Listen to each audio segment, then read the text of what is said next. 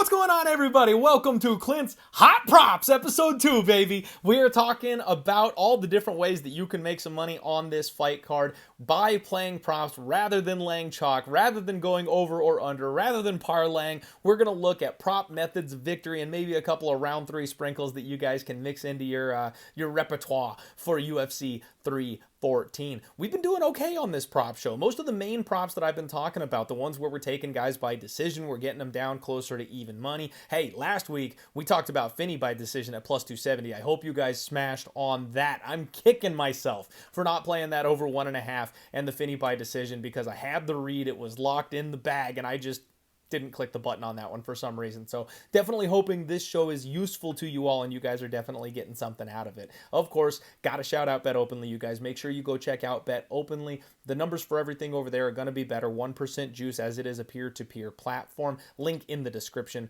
below. The only way that you guys are going to get things like the knockout props and submission props is if somebody books them the other way. So for this particular show, not the best shout out, but they do sponsor the show, so I want to make sure to mention them. The other thing I need to mention to you guys is Kalshi. It is a brand new trading type of book. You guys can do things like the Masters is the one that they're looking at. If you use that, link in the description below, use my promo code, and if you trade up to $100, you'll get a $10 kickback from them on that. So make sure you go check out Kalshi as well. All right, guys, I picked out some of my favorite props on this card, and I'm really excited to talk to you guys about this one. The first one, we're going to go back to Old Faithful. I need to break out the t-shirt for this one. I don't know why I didn't think about it before. Chase Hooper, round 2, round 3, TKO, baby. The Chase Hooper TKO is plus 550 already by itself, and I really like that in this spot. The round 2, round 3 TKO numbers via DraftKings are 16-1 and 22-1. So those aren't as sexy as I would like them to be. I remember back when I was cashing 30-1s in round 3 with Chase Hooper TKO. You guys, this is going to be a scramble fest, right? I think early on it's going to start a little slow. It'll be a Jim Miller round 1 type of fight. And then once Chase Hooper finds his footing in this fight, he will take over, and then we will end up on the ground because that's what's going to happen with these two high-level grapplers. Whether it's somebody hitting a takedown, a trip, or it's one of these guys getting knocked to the mat, eventually we will find ourselves there.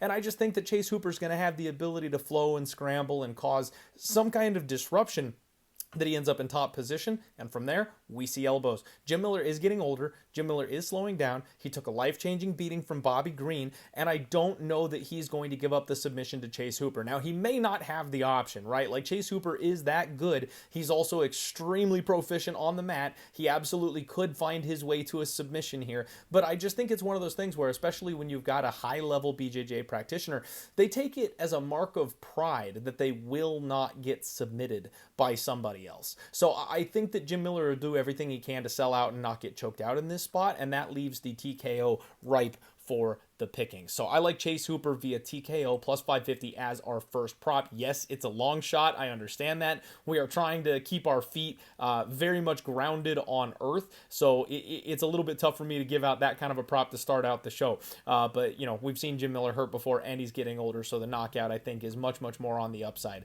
these days. The next prop I want to give out to you guys that I find a lot of interest in is Virna Janginova by submission. Now, Janginova is somebody who's been working on her grappling very, very hard recently. We know that's been a thing. She gets taken down. She gives up those takedowns relatively easily. But I do think that Virna Janginova is the most skilled practitioner on the mat that she has ever faced. So I think there's definitely decision equity here, right? Virna can take her down, lock up the back, make sure she, you know, stays safe, hold her down, that kind of thing. But I want to attack the sub here because Janjinova's record may not show it, but she actually has 2 submission losses rather than just the one. In her fight against Zhang Weili, she got completely tapped out in round 1. She got finished. She got put to sleep. She was out cold. Her corner had to pick her up and take her over to the stool and sit her down. They woke her back up and got her out there for round 2. That should never have never been allowed. Any doctor sitting cage side knew she was absolutely donezo. So I really think Virna Janginova has the skills to do what it takes to get her to the mat and choke this chick out, especially if she gets out of round 1.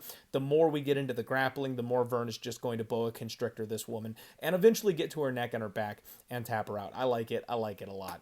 Danny Gay by knockout is the next prop I want to talk to you guys about. It's plus 380, and I think this has a lot of value. We try to fade Sean Woodson all the time, and it's been a problem because Sean Woodson is just on an absolute tear right now. But this is a huge step up in competition. I've talked about the weight cut being a real problem for this guy. The one finish loss he's got on his record was a submission, but if you look back at it, it was a club and sub. He got hurt on the feet before he ended up in the submission. And then against Luis Saldana, that split draw that he's got on his record, he got dropped by a check left hook early, and then he got put down by a jab shortly thereafter. So maybe we're dealing with an evolved and better version of Sean Woodson. Maybe the drugs are better. Maybe the weight cut is perfect. And this isn't something that he's going to have to worry about down the course of his career. But I'm not buying. I think this guy's too big for the weight class. I think he's putting a tremendous amount of pressure on his body to make this weight. We've seen him tire out. We've seen him slow down. And we've seen him get caught by a lot of different people. So I think if you're going to get caught by Dan Ige, the power he brings to the table, and if he even wants to go to the body shots, like I think there's a lot of ways Dan Ige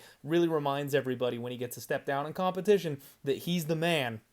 And I think he can get a knockout in this spot. The next one I want to talk to you about is definitely more the props we've been trying to target recently, and that's Gene Silva by knockout. I talked about this with Joanderson Brito last week, and we said, hey, the prediction is that eventually he's going to find his way to a knockout, right? It didn't happen. Pat Sabatini did the dang thing and just absolutely smothered him. It is what it is. I'm going to go right back to the well here on this one. I like Gene Silva by knockout. It's minus 105, and that is one of those little tips that the bookie is not working with you here. Gene Silva is getting minus 105, whereas Joanderson Brito is getting plus 110. So they're giving you a little bit of plus money last week. This week they're making you lay a little bit of a price instead. So just, sus, right? I do think he's eventually going to find Bryce Mitchell in there. Mitchell's going to come out looking for takedowns. He's going to look to try to get on top of Gene Silva, and Gene Silva's going to be prepared for it this time, as opposed to the Charles Jourdain fight where he was not ready for level changes or takedowns from a guy who's a chaotic striker. So I really think he's going to be prepped and ready to go for this one. And we've seen Bryce Mitchell on the feet, caught, hurt, knocked out. I mean, the life-changing knockout that he had by Josh Emmett. Like, I just think Gene Silva has more power. I think Gene Silva's on a rocket ship to the top of this division. I fully expect him to find the chin at some point in this fight. And minus 105, I think, is a fair price tag for what should be his most straightforward win condition. The next one I want to talk to you about is, again, just a little bit crazy, and I do apologize for that. But Paddy Pimblett by decision, you guys. It's 10-1. 10-1 for Paddy to win this fight by decision. They've got the total set at 1.5 for this fight, but it is juiced all the way to over being minus 210. The 2.5 on this fight, they are giving you more of an even money spot, plus 110 on the over 2.5 for this fight. So the bookmakers are telling us that this thing will get over the 1.5, but it's going to go under the 2.5. However, what we've seen in the last couple of fights from Michael Chandler is that he's worked on his submission defense. He had Charles Oliveira on his back for a long portions of their fight, and he was able to stay safe. He was able to stay defensive. I think if Charles Oliveira can sit on your back and you can defend those subs, there's a really good possibility that you can defend those submissions from a guy like Paddy the Baddy as well. Now, Paddy's working on his striking a lot. We have seen that before, and that's been kind of the one thing that Michael Chandler can end up in a brawl, and he does end up getting TKO'd, but that's against big-time power punchers, right? That's against guys like Justin Gaethje, Dustin Poirier. Like, those are the guys that are really working him with the strikes and getting him out of there. Those guys are built for war. We just saw Paddy basically gas himself out trying to TKO Tony Ferguson. What I'm thinking is Paddy's playing mind games. Now, I know this is not the show, but give me... This is not the show for the tinfoil hat, but we got to break it out for this one. Paddy the Baddy just tried to gas out against Tony Ferguson in his last fight. Now he's got to go 25 minutes. So he's going to do a training camp for a 25-minute fight. He's going to be prepared for a 25-minute fight. He's talking about getting out there and throwing down and getting this thing done in round 1 or round 2. But we've seen he struggled with his gas that entire time. So he's going to have to mind his P's and Q's against a guy like Chandler. He's going to look for takedowns. He's going to look for control. And if he doesn't get him out of there, he's going to remember, you know what? I don't need to kill myself trying to finish this guy in round 2 because he'll be vulnerable. Like Tony Ferguson, if he was anything like prime Tony Ferguson, would have come back and whooped his ass in the 3rd round of that fight, but he's too old, he's too gassed. Chandler is the kind of guy who will come back and whoop your ass. So I actually think Paddy's going to be very mindful of that fact, and he's probably going to look for control. He's probably going to take it slower, and if he doesn't get the sub, he'll take the control instead. I don't believe he's going to go out there and go full Dustin Poirier, try and bang it out with a guy like Michael Chandler. So I'm not sure Paddy's going to get that KO win that he's talking about. Unless he gets a sub like he did on on Bobby Green, I'm not sure he's going to get that early flash finish like he's talking about. I actually think there's a really good chance this fight flies up and over that total, and I've got a feeling that it goes the entire full distance, and Patty shows us that he's a real contender that can go a full 25 minutes, and at 10-1, I'm going to have to sprinkle you guys. Like, just, it's going to be scary, it's going to be terrifying, it's going to be butthole puckery, but I really think this fight can get up and over. You know, you look back at Michael Chandler's run that he has been on, and he's losing in the third round to guys like Dustin Poirier and Justin Gaethje, so they're hitting him with an absolute frying pan, and it's still taking them until the third round to be able to actually get him out of there. I'm just not sure Patty the Batty is built that way. Yes, he's younger, so there's an age gap here. Yes, he's improving, and I like Patty. I'm picking him here, but I do think that he's not the same type of fighter as those guys, and I think he's going to have to rely on his grappling and his jiu-jitsu in this fight, which leads us to a more extended finish. Now, maybe we look for a round 4, round 5 sub, right? Like, maybe this fight gets extended and I'm wrong and he does go ahead and get it done, but it's a finish. It's just later.